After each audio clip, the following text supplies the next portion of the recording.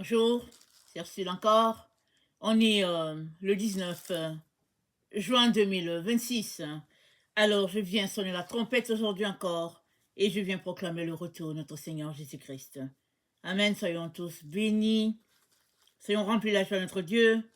Alors, je viens parler d'une église établie comme si c'était une seule personne. Amen. Alors, c'est ça que Jésus-Christ a fait pour son église. Alors, même si on est des milliers sur cette terre à fréquenter les églises avec des dénominations différentes,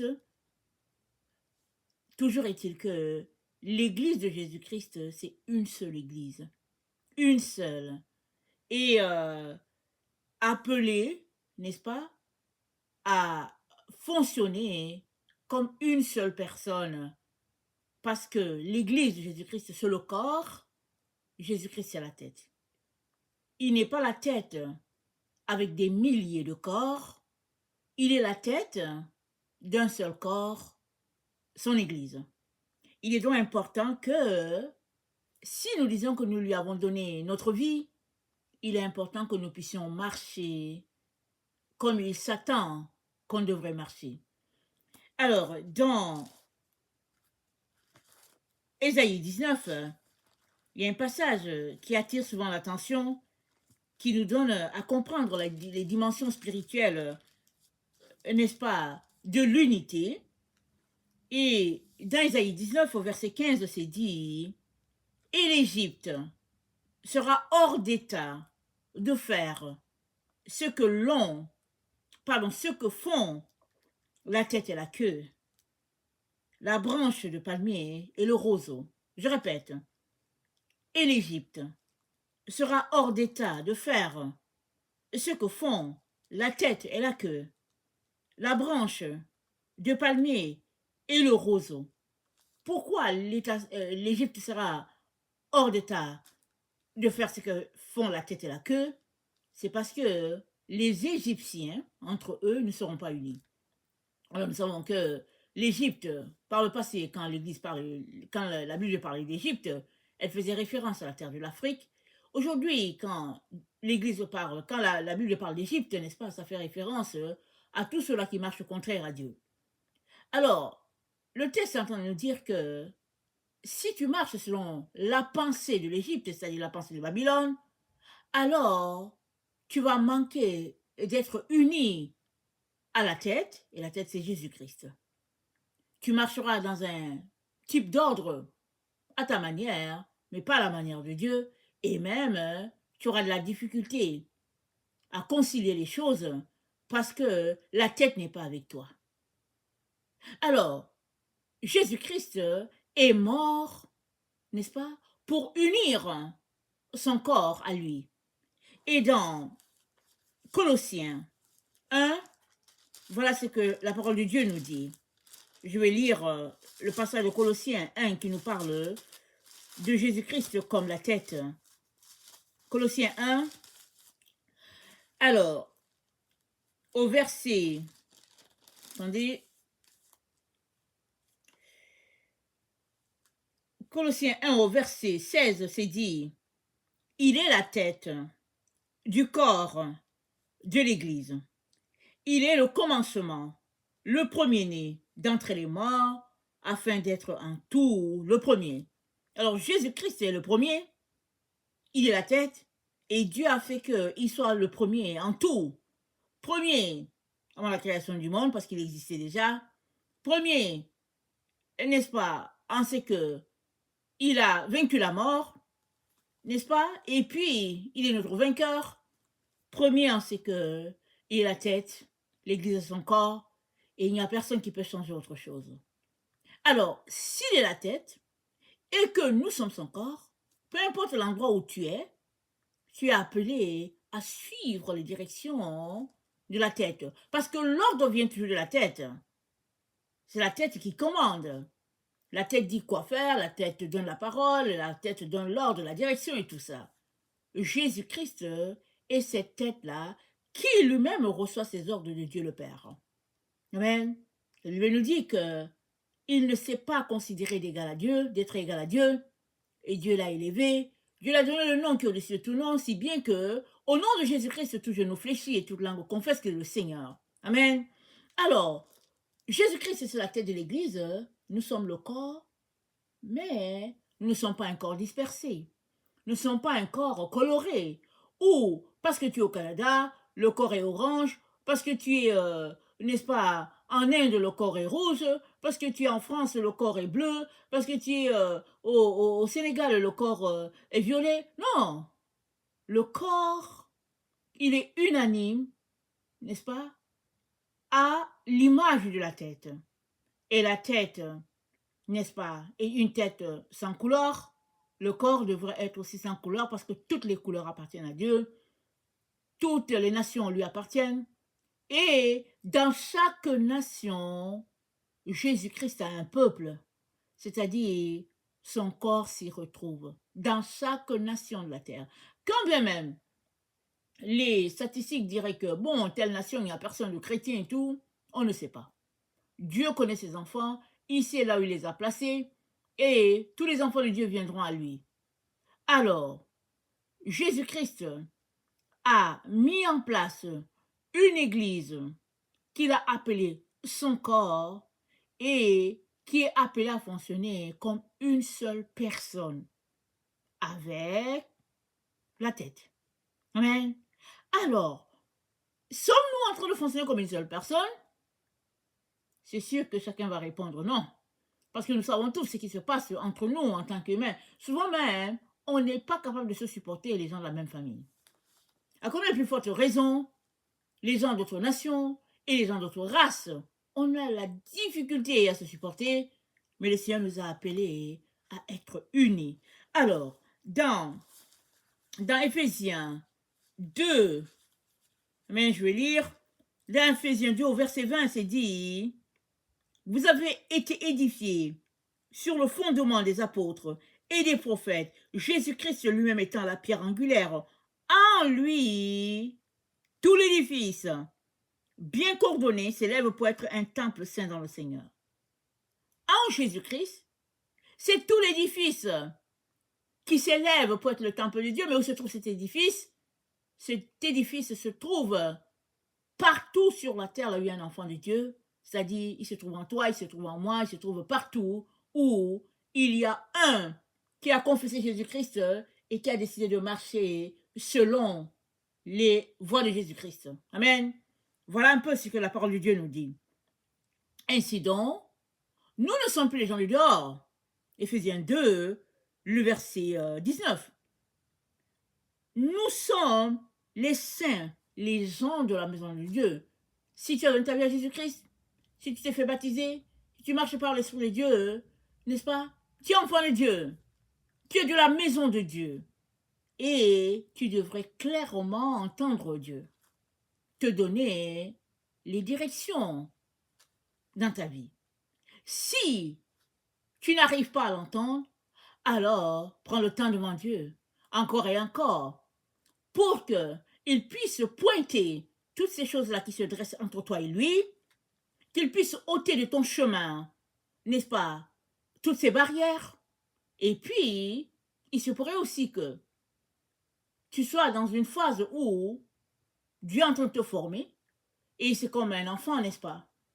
Dans les phases de développement d'un bébé, quand il est dans le ventre de la mère, il y a des phases où un côté se développe moins, parce que l'accent est mis sur un autre côté.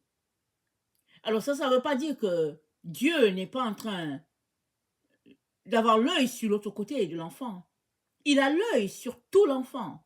Mais dans son processus de créer l'être humain, à ce stade de développement, peut-être 6 mois, 5 mois, je ne sais pas, alors Dieu est plus concentré sur tel aspect de la vie du bébé qu'autre chose. Alors c'est comme ça aussi avec nous. Quand nous donnons notre vie à Jésus et que il arrive une phase de notre vie qu'on ne comprend pas forcément, ça ne veut pas dire que Dieu nous a abandonnés ou bien qu'il ne nous parle plus. Ça peut être une phase où Dieu, ou bien on a l'impression que Dieu est caché. On a cette impression, mais ça ne veut pas dire qu'il n'est pas là. Ça veut dire que c'est une phase dans laquelle Dieu est en train de nous équiper à autre chose. Peut-être à bâtir notre foi en lui, quand bien on ne le voit pas, quand bien on ne l'entend pas. Ça fait partie. Parce que quand on marche avec Dieu, il y a les jours où tu vas l'entendre audiblement, il y a les jours où tu vas le voir avec tes yeux, il y a les jours aussi où tu dois tout simplement croire qu'il est là et qu'il te parle. Tu vas l'entendre peut-être à travers la parole parce que tu es en train de lire et puis un verset va sauter sur il va te sauter en plein face. Ou bien, il y a les jours aussi où c'est le calme plat.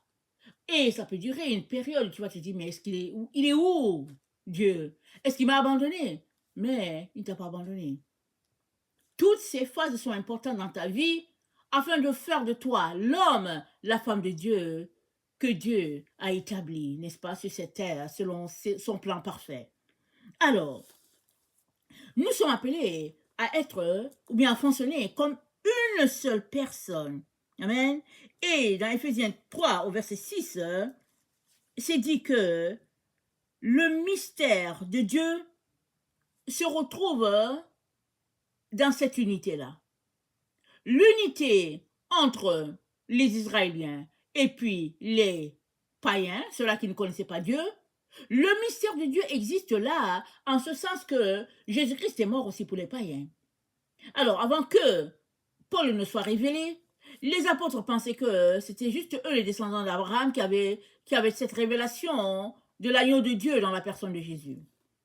Mais quand Paul a été révélé, amen, il y a eu cette compréhension-là que même les païens aussi ont part au royaume de Dieu. Alors Paul est allé rencontrer les autres disciples, ils se sont serrés la main et ils ont encouragé Paul à travailler du côté des peuples qui ne connaissent pas Dieu, alors qu'eux, ils sont en train de travailler autour de Jérusalem et puis de la Samarie. C'est ça qui s'était passé. Les disciples venaient enfin de saisir le mystère de Dieu. Et ce mystère-là se trouve, n'est-ce pas, dans Éphésiens 3, le verset 6, ça dit, ce mystère, c'est que les païens sont co-héritiers, forment un même corps et participent à la même promesse, en Jésus-Christ par l'évangile. C'est-à-dire que toi et moi, si nous sommes d'origine païenne, nous participons à la gloire de Dieu comme les Israélites descendant directement d'Abraham. C'est ce que c'est en train de dire. Alors, ça veut dire quoi? Ça veut dire que l'Église de Dieu se trouve au sein de ce mystère-là. Beaucoup d'enfants de Dieu continuent de se concentrer uniquement sur Jérusalem, sur le temple où est bâtie la mosquée. Beaucoup, n'est-ce pas, essaient de voir quand est-ce que, au fait, le troisième temple sera bâti, quand est-ce que la génisse sera sacrifiée. C'est-à-dire, retournant à ces choses-là que Jésus-Christ a déjà fait passer du revers de la main, parce que il est venu, il a fait passer l'ancienne loi, et nous sommes maintenant dans une nouvelle qui est la grâce. Par la grâce, nous avons été sauvés. Malheureusement, il y a, n'est-ce pas, plusieurs qui rejettent la grâce parce que Jésus-Christ a été méprisé. Il est venu chez les siens l'ont rejeté. Ils ont refusé la grâce de Dieu, préférant la loi, les directives données par Moïse, c'est ça qu'ils ont préféré. Mais ça ne change pas le fait que Jésus-Christ a fait passer la loi. Elle est quelque chose d'antan. Elle est passée, elle est en arrière. Alors, avant que la loi ne soit donnée par Moïse, n'est-ce pas, Dieu avait parlé à Abraham. Et Jacob a été envoyé en Égypte. Revenant de là, Dieu a donné la loi par Moïse. Et le temps de Moïse étant passé, n'est-ce pas, le temps de la loi est passé. Et maintenant, on est dans le temps de la grâce. Voilà pourquoi Jésus-Christ a dit, alors qu'il enseignait les disciples, il leur a dit, au fait, le royaume de Dieu, ou bien la loi de Dieu, c'est résumé en deux choses. Aimer Dieu de tout son corps, de tout son cœur, de tout son être, de toute sa pensée, de toutes ses forces, de toute son âme, et aimer son prochain comme soi-même. Il a résumé tout ça en deux. Pourquoi? Parce que c'est ça le message de la grâce. La marche d'amour. Alors, si tu n'es pas capable d'aimer ton frère, ta sœur, alors que tu dis que tu es chrétien, que tu es enfant de Dieu, il y a un problème. Il faudrait que tu retournes encore à Dieu pour lui dire, Seigneur, baptise-moi de ton amour. Donne-moi la capacité d'aimer. Aide-moi à comprendre, Seigneur. Enlève les écailles de mes yeux. Et surtout, aide-moi, guéris-moi, donne-moi d'aimer. Vous savez, nul n'est parfait en amour. La seule personne parfaite en amour, c'est notre Seigneur Jésus. Tous nous avons besoin d'apprendre à aimer. Amen.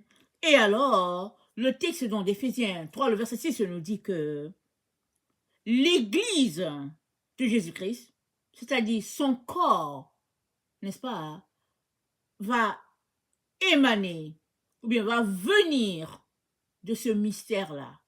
Le mystère que Israéliens et puis païens, n'est-ce pas, forment un seul peuple. S'ils ont donné leur vie à Jésus. Et l'église de Jésus-Christ va sortir de là. Elle ne sera plus comme le temple ancien où les étrangers n'étaient pas permis d'entrer dans le temple. Rappelons-nous, quand on va, n'est-ce pas, dans le livre d'Esdras et puis de Néhémie, on sait que les Ammonites, n'est-ce pas, les peuples du pays, de Ruth, ils n'avaient pas le droit d'entrer dans le temple parce qu'ils étaient considérés comme souillés. Aujourd'hui, est souillé qui n'a pas donné sa vie à Jésus.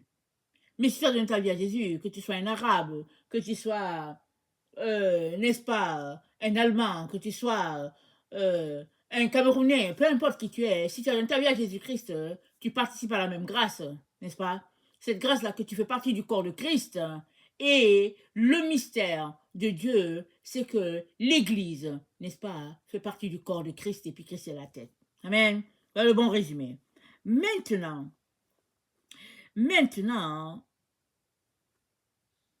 comment faire pour être unis? Puisqu'on n'est pas unis, on n'arrive pas à s'entendre. Telle et telle dénomination, l'autre de tel autre, tel et tel pays, et puis l'autre de telle couleur de peau, et puis bon voilà. On passe le temps à débattre des sujets futiles.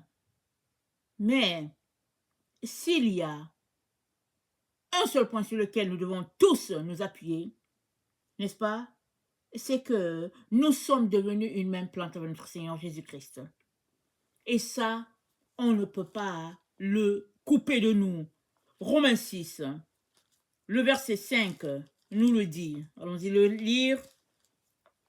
Romains 6, le verset 5, ça dit ceci.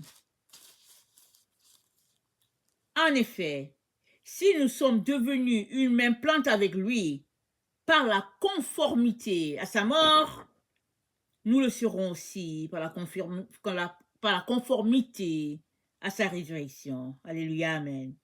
Si nous sommes devenus une même plante avec lui par la conformité à sa mort, nous le serons aussi par la conformité à sa résurrection. Ça veut dire quoi? Ça veut dire qu'une fois que tu donnes ta vie à Jésus-Christ, n'est-ce pas, tu acceptes de mourir. C'est-à-dire Jésus-Christ est mort pour toi, alors c'est toi qui es mort. Maintenant, tu vis pour Jésus. Tu ne vis plus pour toi, tu vis pour Jésus. Et étant mort, tu vas aussi ressusciter, puisque Christ est ressuscité. Amen. Ton corps sera glorifié dans n'est-ce pas, le futur. Et alors que tu es une même plante avec Jésus, tu ne peux plus marcher selon les penchants de ton cœur. Tu ne peux plus faire à ta tête. Tu ne peux plus décider de marcher selon le conseil des hommes en disant, ok, mes leaders m'ont dit de faire ceci, de faire cela, alors je suis mes leaders. Alors, si Dieu a dit à tes leaders de te le dire, alors tu peux tester la parole pour voir si c'est de Dieu ou pas. Mais si Dieu n'a pas dit à tes leaders de faire un pas en direction X, si tu fais ce pas, tu es en train de suivre les hommes. Tu n'es pas en train de suivre Dieu. Et nous sommes dans ce temps où Dieu cherche toutes ces personnes-là qui sont prêtes à obéir à sa voix à lui, pas à la voix d'un homme. On n'a pas besoin d'intermédiaire entre Dieu et nous. Amen. Jésus-Christ est l'intermédiaire entre Dieu le Père et nous n'avons pas besoin d'un autre. Amen. Nous avons juste besoin de marcher dans ce qu'il a fait pour nous et nous serons tout simplement connecté directement à la tête. Parce que Jésus-Christ, c'est lui la tête. Alors, dans Jérémie 10, le verset 23, Jérémie 10, dans Jérémie 10, le verset 23, voilà ce qui est dit. Il est dit, excusez,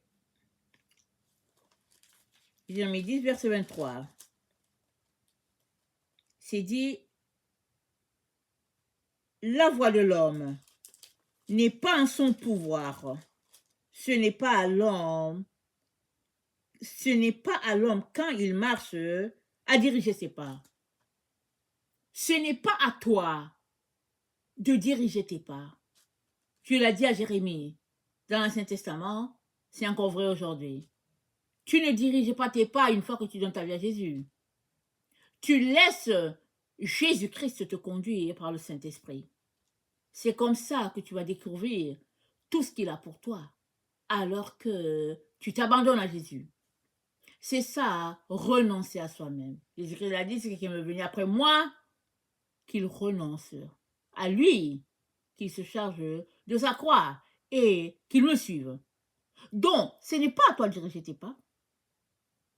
Si tu n'es pas d'accord avec ce que Jésus-Christ te dit, alors, soit tu vas dire au revoir à Jésus, soit tu vas prendre le temps devant Jésus-Christ pour lui dire, Jésus-Christ, j'ai la difficulté à ce que tu me dis, mais aide-moi à laisser de côté mes pensées, ma façon de voir la vie, et puis d'embrasser pleinement ce que toi tu dis. Amen. Donc, ce n'est pas à toi de diriger tes pas, c'est à Dieu de les diriger. Et c'est ça, et ça va prendre, n'est-ce pas, que tu t'adonnes totalement à Dieu. Tu t'abandonnes. Amen. Parce que tes pensées se retrouvent constamment sur le chemin entre Dieu et toi. Tes pensées sont constamment en train d'opposer les pensées de Dieu. Ça fait partie de notre nature humaine.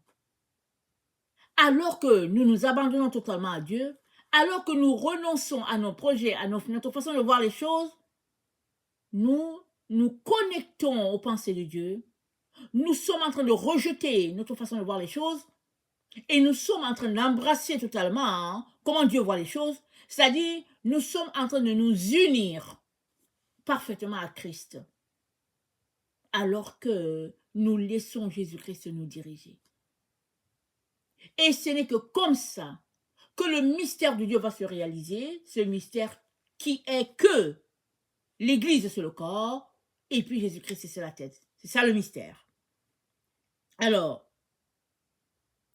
qu'est-ce que ça prend? Amen. Ça prend tout simplement que nous laissions aller notre volonté. C'est juste ça le secret. C'est dit Jésus-Christ, je te laisse ma volonté. Je te laisse ma volonté. Et le fait de céder sa volonté à Jésus, c'est ça le renoncement. Alors, on a la difficulté à céder notre volonté. Pourquoi? Parce que la volonté, c'est ça qui fait notre particularité. C'est ça notre libre arbitre.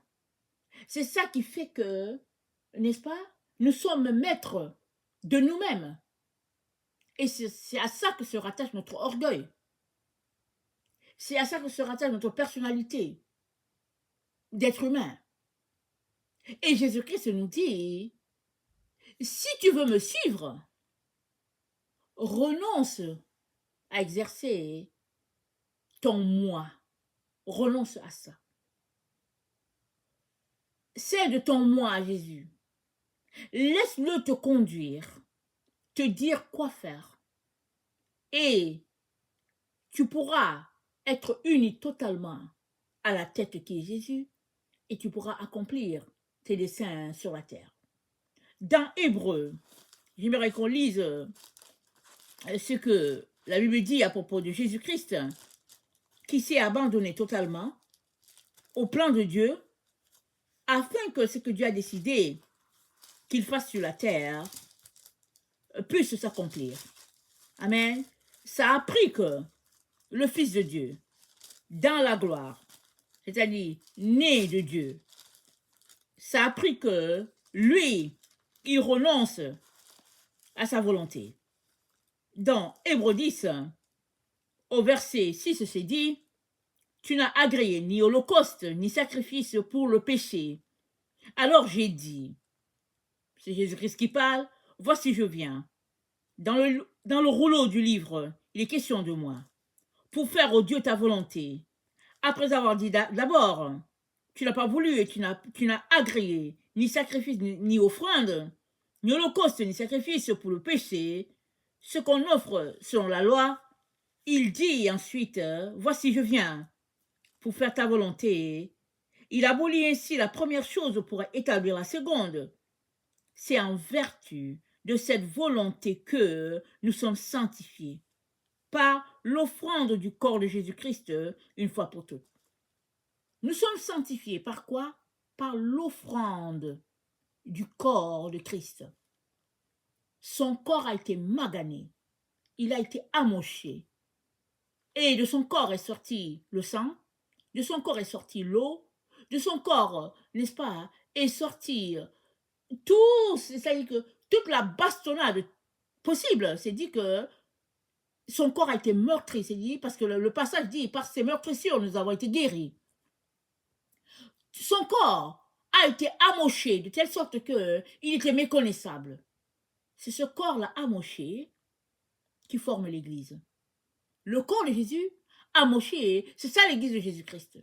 Ça a pris que son corps soit battu, bastonné à tous les niveaux, n'est-ce pas? Une façon de modeler, n'est-ce pas, ce corps-là, afin que le corps qui est fait de terre puisse, n'est-ce pas, s'accorder parfaitement à l'esprit. Et l'esprit se trouve au niveau de la tête. C'est là que les commandes viennent de la part de Dieu. C'est là que tout se passe. Les pensées, tout est là au niveau de la tête. Alors, par sa mort, par son sacrifice, il a rendu possible que nous puissions participer aussi à ce sacrifice-là. Et il a désigné son corps, l'Église. Son corps, c'est lui, c'est son corps qui est appelé l'Église. Et par ce corps-là, n'est-ce pas, c'est dit qu'au verset 10, le Hébreux 10, c'est dit, c'est en vertu de cette volonté que nous sommes sanctifiés. Voilà pourquoi l'Église de Jésus-Christ ne peut pas marcher dans la souillure. Parce que Jésus-Christ l'a déjà purifié. Il l'a purifié. Mais qu'est-ce qui se passe aujourd'hui? Nous continuons de marcher dans la souillure. Tantôt par-ci, tantôt par-là et tout. Et Jésus-Christ dit assez. Il dit c'est assez. Parce qu'on est dans le temps où il aimerait que son Église soit totalement unie à lui. Si nous comprenons cela, amen, pour chacun d'entre nous, nous avons aussi besoin de comprendre ça pour notre unité à tous. Parce qu'on peut comprendre ça pour la dénomination baptiste, on peut comprendre ça pour la dénomination pentecôtiste, on peut comprendre ça pour la dénomination l'Église des frères, et puis, etc., de l'Alliance, et puis, etc. On peut comprendre ça. Mais maintenant, qu'est-ce que Dieu attend de nous? C'est que nous puissions être unis comme une seule personne. De telle sorte que il n'y ait pas de différence. Que l'un soit de l'Église des frères ou bien de telle dénomination, il fait partie du corps de Christ. Il est membre totalement de l'Église. Et par cette unité, nous sommes, n'est-ce pas, devenus le corps, c'est-à-dire l'Église. C'est ça que nous sommes. Et cette unité est essentielle. Parce qu'au ciel, quand on sera dans la présence de Dieu, on va venir pour dire que hey, mais moi je suis baptiste, hein? Moi je suis l'Alliance. Non, ça n'existe pas ça au ciel. Alors, commençons déjà à vivre sur cette terre comme on vivrait au ciel. C'est-à-dire unis comme un seul corps, obéissant à la tête qui est Jésus. Voilà pourquoi, n'est-ce pas, Jésus-Christ nous veut unis comme une seule personne. Et il nous dit que le secret de cela se trouve à imiter Jésus, qui, dans Hébreux 10, dit « Je suis venu au Père faire ta volonté ». Il a soumis sa volonté à la volonté de Dieu. C'est ce que nous sommes appelés à faire. Si bien que Colossiens 3, au verset 5 nous dit « Faites donc mourir les membres qui sont sur la terre, l'impudicité, l'impureté, les passions, les mauvais désirs, la cupidité, qui est une idolâtrie. C'est à cause de ces choses que la colère de Dieu vient sur les fils de la rébellion, parmi lesquels vous marchiez autrefois. Mais maintenant, renoncez à toutes ces choses-là. » Le maintenant, c'est par rapport à quoi? C'est par rapport à ce qu'on était avant. Maintenant, nous sommes à Jésus. Afin de garder l'unité du corps, nous sommes appelés à renoncer à toutes ces choses-là, n'est-ce pas? Qui amochent à nouveau le corps de Jésus. Et ça va prendre pour toi et pour moi de nous abandonner totalement à Jésus. De nous abandonner à 100%. C'est ça que ça prend. Je viens donc nous encourager à être ouverts, à être francs envers nous-mêmes pour dire à Jésus, Jésus, c'est trop compliqué. J'ai tel problème. Je n'arrive pas à laisser. J'aime les films. Je suis, n'est-ce pas, adonné à telle chose. J'ai telle faiblesse. Viens à mon secours. Et tous les jours, tu viens devant Dieu. Il va te répondre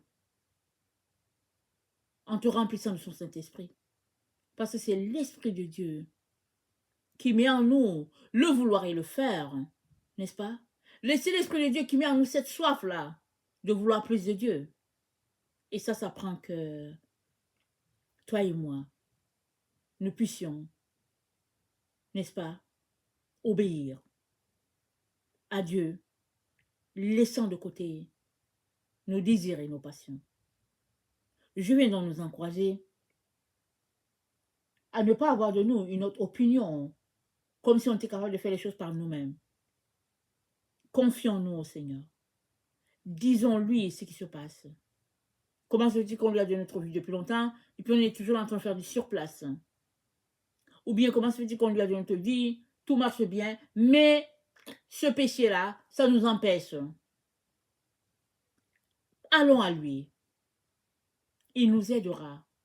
Parce que c'est ça que ça prend. Ça prend qu'on puisse sortir de toutes ces choses qui nous gardent captifs et captives. Et qu'on s'abandonne totalement. Laissant le Saint-Esprit faire son œuvre de transformation. C'est comme ça que l'Église de Jésus-Christ sera unie comme une seule personne. C'est-à-dire le corps totalement dévoué à la tête. Amen. Que le Seigneur bénisse sa parole et que sa joie soit notre force en ce jour. Amen et alléluia. Amen.